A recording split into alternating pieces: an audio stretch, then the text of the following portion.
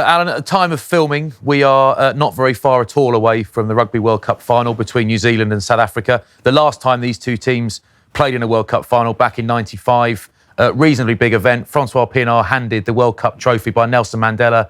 This weekend's got a bit to live up to, isn't it? It has. No, but it's going to be an epic match this weekend, as it was, back then. The game's changed a bit in those years, but yeah, that was the World Cup, I think, that put kind of rugby on a map that wasn't just a sporting map, and it allowed us to build from there. And with the tournament all but done at this point, except the big dance, looking back, how do you feel it's gone? It's been a long one. Do you think it's been a good one? It's been a long one. It's been a great one. I think, like all these things, it's about players and fans. The players have been brilliant. We've seen, I think, some truly outstanding rugby, and not just from the likes of New Zealand and South Africa and England and Argentina and France and Ireland, but from Portugal and Chile and Japan and Tonga and Romania, and they've brought brilliant fans. And I think fair play to the French fans. They have packed every stadium, got behind other teams, sung the Marseillaise every day, regardless of whether their team's playing. Brilliant, absolutely brilliant one. If you had to think about this World Cup, what do you think makes it unique versus, past editions? I think France is a great host, and I think that people love coming here. So whether you're in Marseille or Bordeaux or Lyon or here in Paris, fans have loved it, and we know players love being here. So I think it's unique in that sense. It was baking hot at the start, and here we are at the end. Gone through about 3 seasons in this. Here we are. It's now winter. Gone from sweating to wearing puffer jackets. So they're all different. I mean, Japan's World Cup had this incredible personality, and we kind of forget that, and it feels like 1,000 years ago because of COVID. But now here, this World Cup just feels big, really like a really big event, and I think France does that really well. I think so, and if there are people who, of course, wherever the World Cup is, whenever it's on, will always watch it because they're keynotes like you and me. But actually, how do you think this World Cup, do you know how this World Cup has impacted, how it's held those fans who otherwise might not have bothered? If they've flicked on and seen it on TV, what's held them? I think what's held them is the great kind of sporting action, but I think, we've evolved as a sport, and we've evolved in the way we cover the sport, and you're in the middle of that, to try and make sure that we are not just appealing to people who want to watch whistle to whistle. And so we've got a sport now that people can really consume on social and digital media in a different way, and that's so important for us. This journey and what RugbyPass TV is allowing us to do as a sport and as an organisation is so important. And things like the fantasy game. I've got a 15 coming up 16-year-old son. For him, that is what Rugby World Cup's been about, the fantasy game, and that conversation with his mates and swapping players in and out. And that level of engagement is something that we really need if we're going to continue to have not just younger audiences, but audiences in places where rugby's not been played so long. Yeah, and the multi-language coverage as well makes a big difference. Yeah, I mean, the idea that in this World Cup a third of our viewers are Spanish speakers is fantastic. We're getting beyond those traditional rugby strongholds into some really interesting places.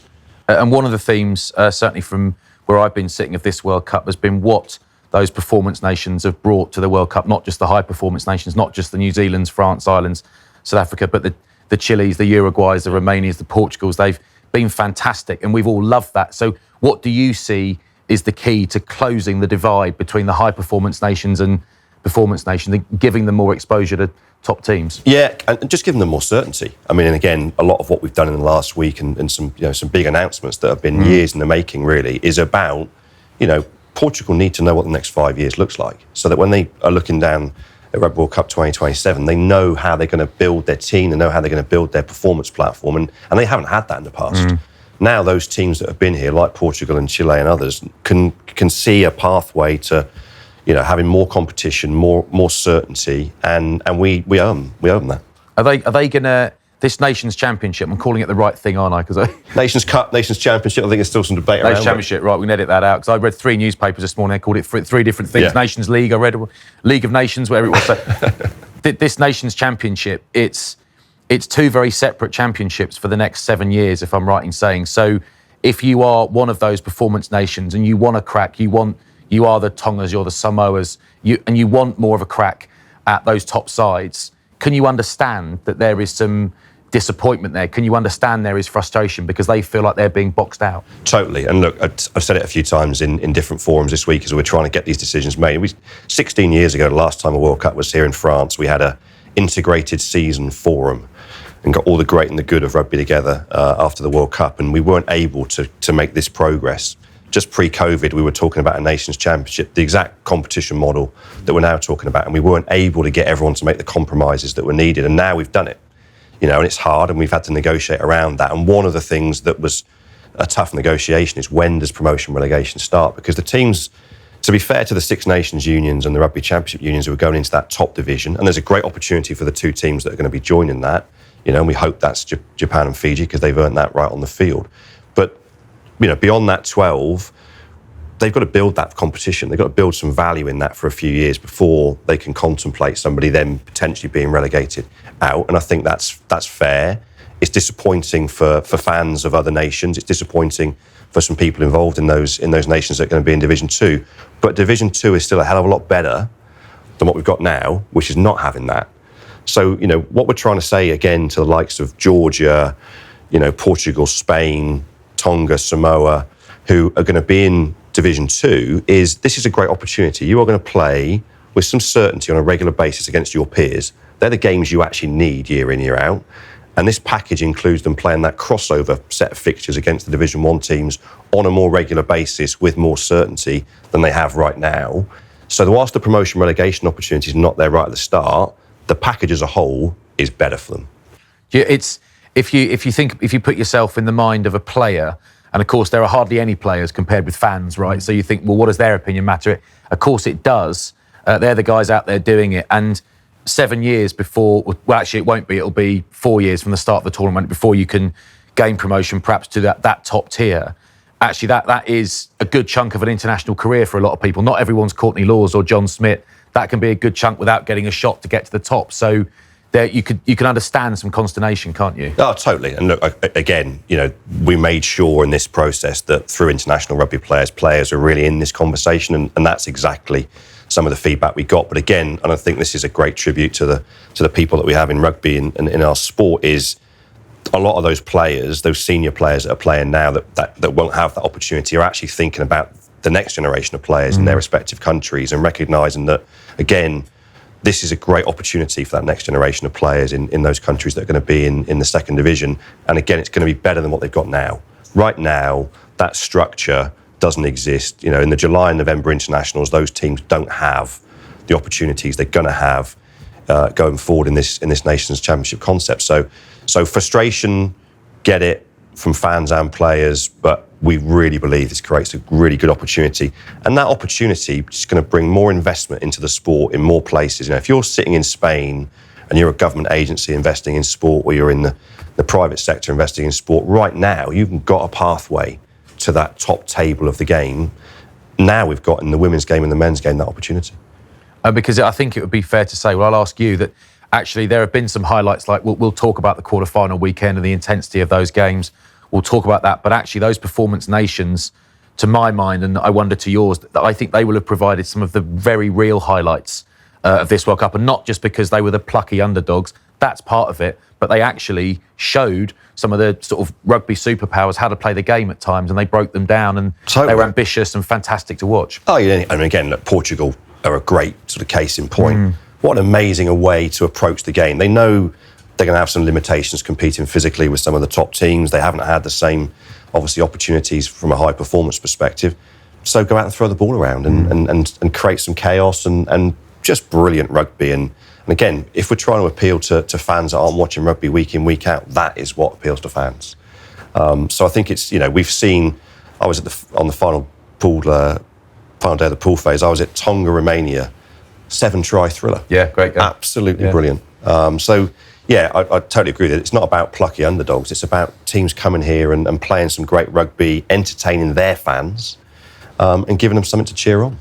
And a slightly sort of bigger question: what about learnings from this World Cup? What have you done this time that you definitely want to do again? What might you want to tweak a wee bit? Yeah, there's always learnings. There genuinely is every tournament. I mean, we had a brilliant Women's World Cup in New Zealand last year. We're looking forward to a brilliant Women's World Cup in England in 2025, and we're trying to work out which bits of that you transplant from one place to another, and what you do differently, and how you make it bigger and better. And again, I think, you know, we easily forget with this tournament that 2 years of the planning was COVID. We started selling tickets in COVID. We did our pool draw early because of COVID. So there's a lot of learnings to take forward and do things slightly differently for the next men's edition in Australia. I think the main learning, and it's not a new one, is let's put players and fans at the heart of everything we do to plan a great World Cup. Because if you do that and you see big events through that lens, I think you can't go far wrong. And there was a lot of chat around the draw for obvious reasons, because you inevitably were going to see a couple of the best teams in the world dumped out the quarter-final stage regardless. Yeah. So there's an obvious flaw there that you might want to tweak. The other side of it, or will you want to tweak it? The other side of it is that it delivered a quarter-final weekend, the likes of which I and no one I can remember has ever been surpassed. It was just breathtaking, and you had fans and commentators in tears at the end of games when their countries weren't even playing. That's me included. It was just absolutely wonderful. So I imagine you will want to tweak it, will you, in terms of the draw? But it did deliver something unique, didn't it? It did, and that's the thing, isn't it? Is of course we want to tweak it. We want to, provide a fairer, if that's the right word, draw for people. But again, ultimately, we were doing a draw to provide certainty on both certainty for teams in planning, but also certainty for fans and ticket sales really early because of COVID. We haven't done it that early in the past, and we certainly wouldn't do it that early again, and we want to get closer to the tournament. But as you say, it provided something really special, and it provided not just those two quarterfinals, but it provided the Ireland-South Africa pool game. It provided the France-New Zealand opening match. Just epic games of rugby that capture the imagination, not just for their fans, but for everybody. So it's trying to keep that, and actually we want 4 quarterfinals like those two were next time. So it's how do we keep all of the good bits of that, but provide something that people think is fairer. And it's actually really, the answer to it's really easy, because if we're going to do our draws based on world rankings, and that's kind of the obvious thing to do, there's only one short window in the year where everyone's played. It's between the end of November, after everyone's played in November in the world, and it's before the start of the Six Nations, when only one group are going to improve their world rankings. So if that's the window, then you do your pool draw in that window and pick the right time. Christmas Day draw, is it? Yeah, exactly. Do you think this World Cup's been too long? It's been long, and we knew it was going to be. And that's part of the reason for changing the format for 2027 and being, I think, quite bold and saying now's the right time to expand to 24 teams for all sorts of reasons. But as counterintuitive as that sounds, going to 24 teams and having 6 pools of 4 gets us back a week to where we were before. This tournament's been long for all the right reasons. 3 years ago, and again, working with players' associations, it was about we've got to have a fair system where all teams get a minimum of 5 days rest between every game. But when you've got pools that have got 5 teams in, that suddenly creates a longer pool phase. One of the things that's been kind of weird, and I'm sure you felt it too being here, is that we haven't had games much on Tuesdays and Wednesdays and Thursdays, and we want that regular kind of cadence of games, again, just to keep fans excited and keep the momentum going. So the exciting thing about the new format and the expansion is it's going to get us to a sort of more compact tournament. It's going to bring around the 16 in, more knockout matches, and feel, I think, always on.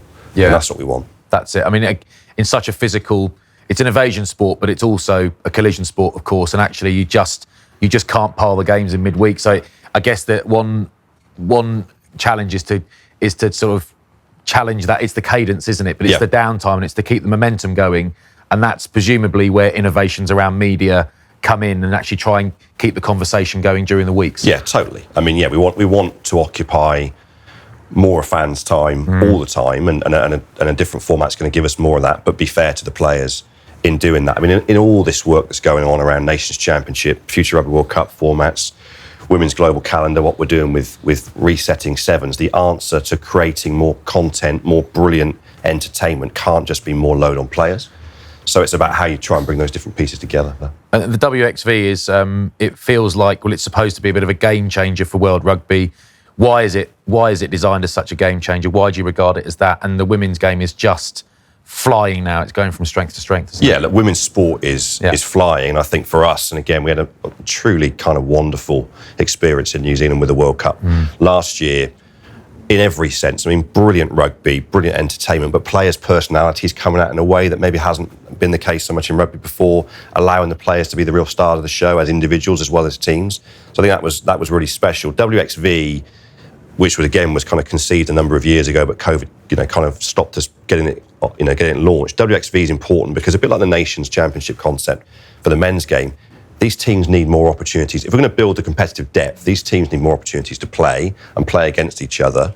So this idea of having 3 pools of 6 teams and having that every year between Women's World Cups is giving, we're seeing some brilliant rugby in the 2nd division down in Cape Town right now with Fiji and South Africa and Scotland and the USA playing, and the 3rd division with some great teams playing out in Dubai. And of course, at the sharp end of things, England, France, New Zealand, Canada, kind of re-engaging a year on from their World Cup semi-finals together. So it's a really important opportunity, particularly with a move to 16 teams in the Women's World Cup in 25, which feels like about 5 minutes away, which is great. We're going to have a 16-team nationwide tournament in England in 25, and we want those 16 teams to be as competitive as they can be. So WXV is really important for that. I was down last season at Exeter Chiefs, the Gallagher Premiership Club, and talking to their owner, and we were talking about the women's game there.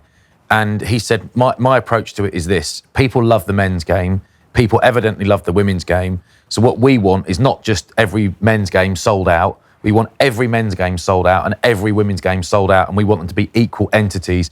And this is a business, and they will bring in the same amount of money, the same amount of fans. So actually, that's the way to look at it, isn't it? How big do you think women's rugby can get in, let's say, the next 10 years? I think it's massive. It is without question, whether we look at participation around the world, and again, particularly in places where rugby is not necessarily as established as it is in some of the countries we have.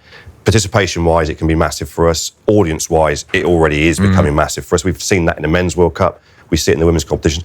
And then commercially, the dollars follow. So Tony's right. Tony's been an absolutely brilliant supporter of women's rugby. Exeter's going to be a brilliant host city for Women's World Cup in 25.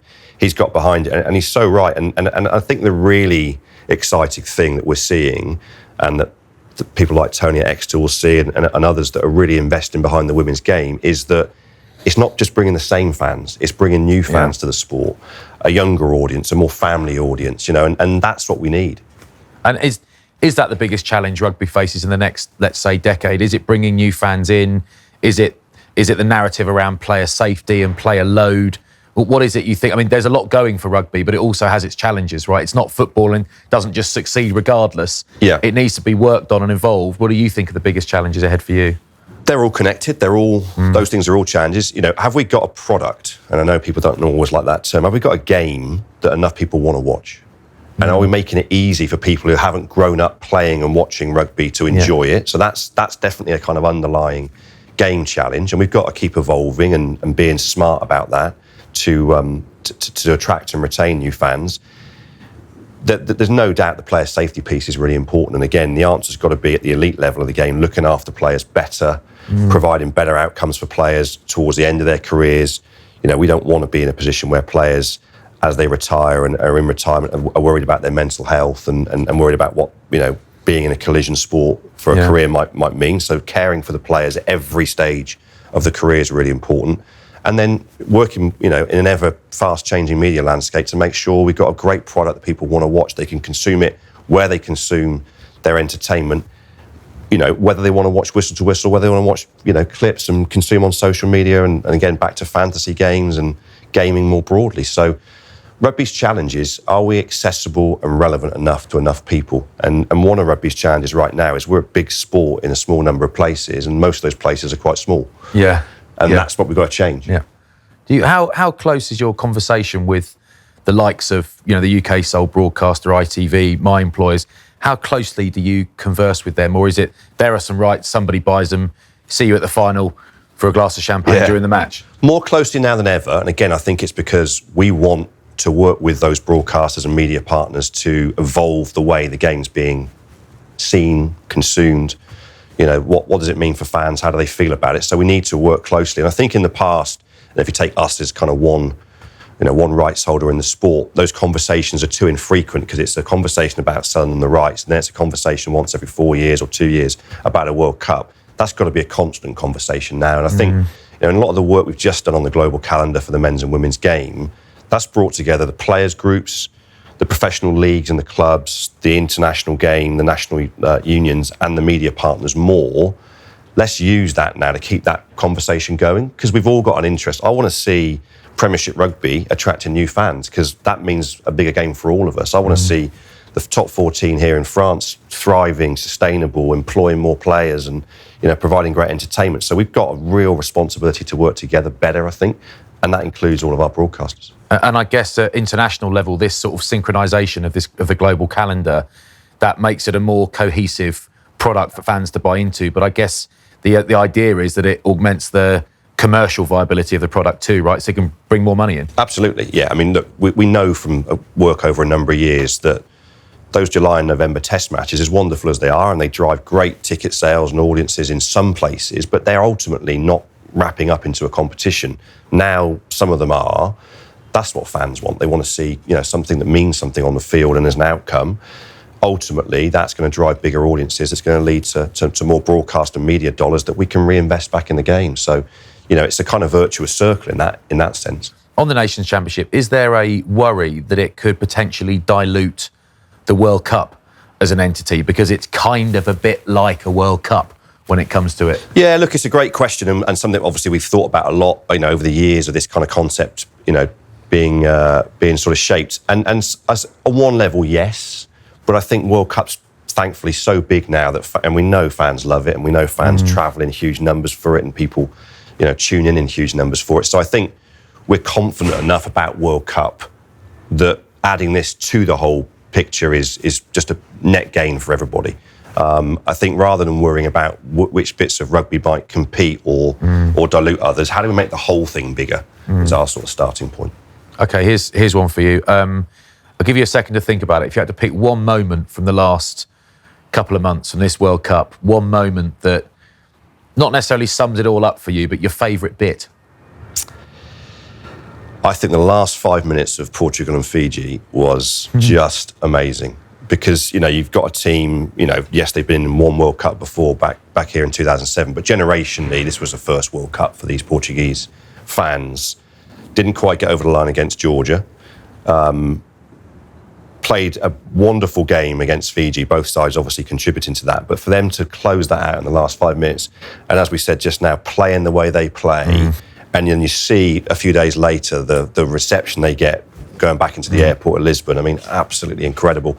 That's the stuff we've got to literally bottle and just take from place to place and show people. Do you know, there's this fashion now in football, in England especially, where they have a hidden camera that they pretend no one knows is there in the studio to watch the pundits who've been there and seen it and done it all, going mad for their team. And it's almost like when they first did it, it was great to see how much these guys cared behind the scenes. But now they all know the cameras are there. So I'm not having it. I don't buy that anymore. But if you could have put cameras in our little green room for that game, Fiji-Portugal, you've got ex-players who have won World Cups, who've won everything, international World Cup winning captains, coaches.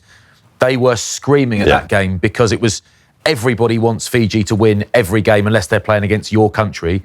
But then everybody wanted Portugal to win. So in a sense, we didn't mind who won that game because we loved them all, both teams, so much. And you had players who never lose their cool, who are largely immune to atmosphere, screaming at the TV. So it's just, I agree, it's absolutely fantastic. That was brilliant. I was sat with two Australians watching the game. We'd been in at the Tonga-Romania game in Lille, and you're watching it, and even the Australians agreed, to be honest, the best outcome here is that Portugal win, not by so much that Australia stay in. Yeah. And it was just brilliant. I mean, the maths of it all. Yeah. It's great. On TV, you're lucky because you basically have someone do all the maths for you and you read it off like an expert.